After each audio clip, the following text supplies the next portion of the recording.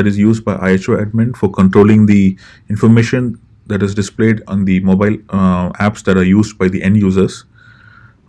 This is more like an interface that I mentioned initially in the architecture. So we log into this Spring application using Java Web Tokens. So that is the authentication mechanism that we have implemented. So you have a user ID and password. You enter that. You reach this home screen. So here you have the news and events. The news, events, and travel, they're not in use anymore. The app renders it directly from the IHO web page. Under the featured news, this is the hot topic that I mentioned before.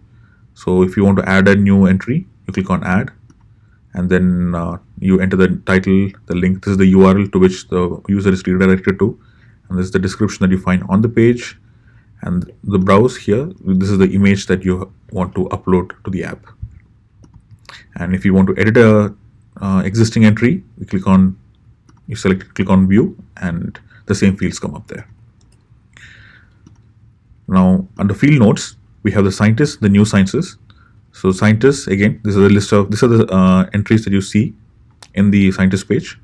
So if you want to edit an existing scientist entries, click on select it, click on view, you make the entries here. So the URL is the page through which the user is redirected to.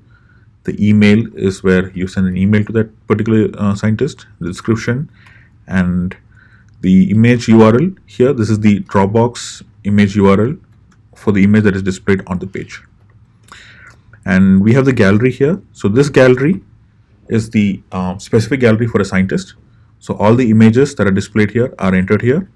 And then say for the first entry, this is the image caption. So this is the text that is displayed immediately below the image, and you have the Dropbox URL for the image.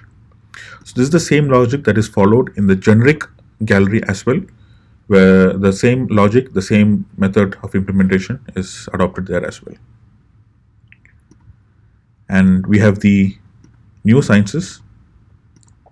So the latest innovations and the advancements that IHO has made in their respective fields that are published here.